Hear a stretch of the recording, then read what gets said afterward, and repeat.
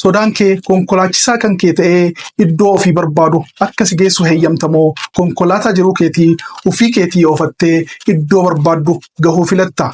Akkam nagahaa faana buutota abjuu keessanii. Mata dureewwan jijjiirama gahumsa dhuunfaatiif isinii filanne keessaa har'a mata duree hunda keenya rakkisu tokko ilaalla. Sodaa kufaatii. Waan hedduu hojjechuu osoo barbaaddu akkasiif hin milkoofne yaaddee sodaa cimaa keessa galtee karoorfattee itti dhiiftee beektaa? Sodaa kufaatiitiin wal qabatee filannoon jiru lama. Filannoon tokkoffaan sodaa si mudate sodaachuu dhiiftee kallattimaan wal'aansoo qabatteenii kuffistee bira darbuudha.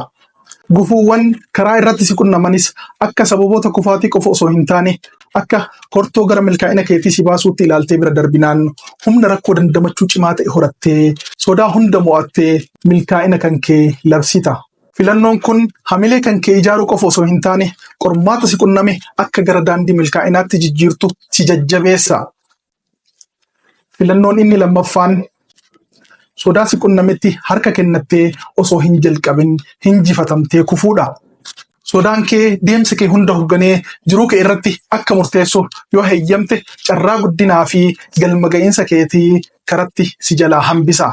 Filannoon kun dandeettii kee daangessuun humna raawwachuu keetii dadhabsiisee osoo humna cimaa qabdu waan tokkollee hojjechuu akka hin dandeenye si taasisa.